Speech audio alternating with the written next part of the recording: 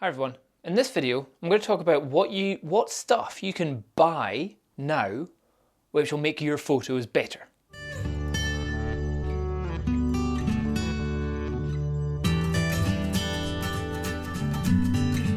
Now, by better, that's a bit of an ambiguous term. You know, does that mean sharper? Does that mean more colourful? Does that mean more vibrancy? Does that mean better contrast? There's so many things that can make an image better. But here's a whole bunch of things which I think can add to lots of photos and make your photographs a little bit better. First one, cheapest one I could find, is this little thing. All it is a little thing that goes on top of your camera. You'll have seen it on a lot of my videos. It just fits in the hot shoe, and it's a hot shoe mounted spirit level. So a lot of the time where instead of me killing my back and leaning over the whole time and trying to do shots like that, I can now just hold this down here and just look at where the bubbles are in the right position, and then I can take my photo. Which is also very good because a lot of times I'll be in properties where I'll be like shoved right in the corner and I can't go down and check it. And if you've got it at an angle and you have to straighten it afterwards, then you're losing that extra wideness that you got from going those 2 steps back. So this helps you get straight, vertical, whatever images that you want to get without having to be bent round in odd positions. So I would recommend this for many things actually, even like landscape and stuff like that. So the hot shoe mounted spirit level, good one. Now a second thing, again I'm going up in price here. This one is all the way up to £7 and it's the strobist light flash thing mabobs. What you do is all these colourful, pretty colour gels which you put over your flashes. As you can see, that's a blue one. You put it over your flash and it changes obviously the colour of your flash. And these can be very handy in so many situations, from balancing light. So like in here, they're kind of really orangey. You put an orange one over your flash so you don't have something like blue light in comparison to these ones. Or you can use it for creative effects as well, where you can just have it so it looks like there's a red light from one side, a green light from another one, a blue one from another one, purple one, all that kind of stuff. So that can really enhance your photography by just making things a little bit more colourful. So directly related to that last one, you have to get flash. And you have to get off-camera flash. You can get like little flash things that go on top of your camera. No point. Get these boys. You can get a Jessop's one for £70, or you can get a Yongyang. I don't know what it's called, but you can get it for much cheaper and it's super powerful. All you need is one that can be a slave flash. As long as you've got anything below a Canon 5D Mark II, because that doesn't have a pop-up. And pretty much all the Nikons, their little pop-up flash can be used as the trigger for this. So even though this is a Canon ready one, I can still make this go off with all my Nikon cameras, because with all of them, there's a little pop-up flash. Whenever that goes off, this acting as a slave will then fire at the same time as well. So going off camera flash, so good. And having especially a flash which can rotate if you're having it on your camera, to being able to have it bouncing off the roof, off the wall behind you, or off the wall beside you, very, very important. And it can really make your photographs better. Another one which some people think is almost redundant now with the amount of photo editing software is circular polarizers. Now these boys are amazing. They get saturation out of skies. However, there's a lot of kind of little rules and tips and tricks about circular polarizers for you to know before you really get any benefits out of it.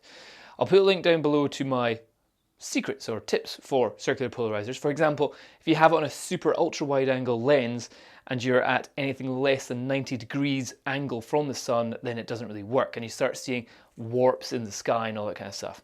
Anyway, yeah, so these things are actually also quite good because they also act as a bit of a neutral density filter, because they're really pretty dark. They suck out a lot of light. So again, if you're shooting outside, it means you can use a wider aperture so you can get a shallower depth of field just by sticking these on if you haven't bought neutral density filters. Another one which is kind of also redundant with the digital and HDR and all that kind of stuff is this one. I've got a Cokin neutral density graduated filter kit. This goes on the front of your lenses. And again, I'll put a link to a video down below. And you stick it in front of your lens, and then you have your filters that go in front of that to block out a whole bunch of light. Now, a lot of people are like, oh, I can just use HDR.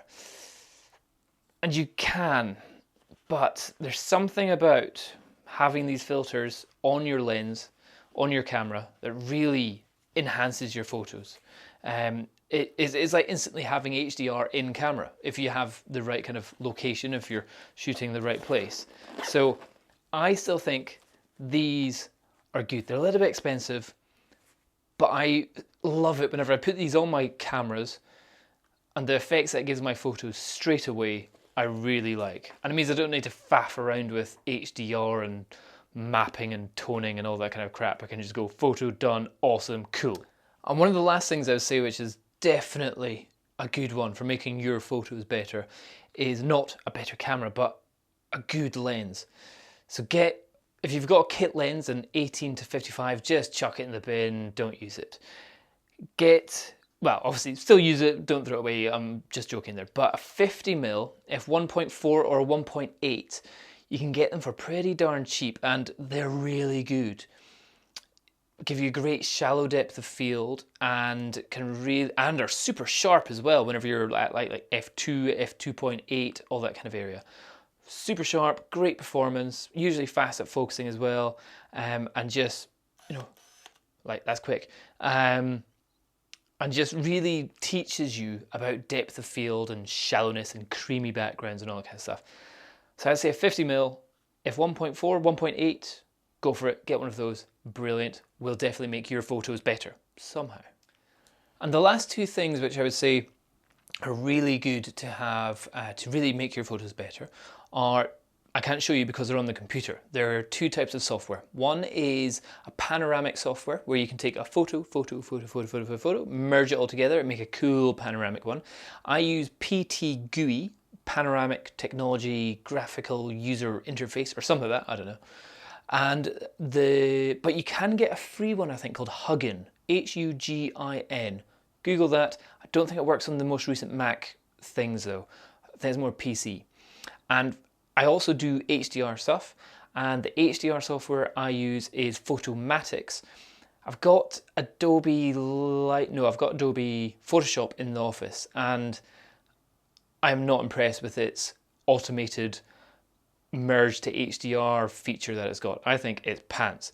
Photomatics, on the other hand, really good. You can try both of these softwares out for free, but it gives like logos on them or something like that. And I say, once you start using that, you'll get addicted and you'll definitely be buying the software or stealing it from somewhere. But yeah, really good stuff, and definitely something that I think will make your photos better. Okay, so that's just my tips. Hope that helps. Cheers. Bye-bye.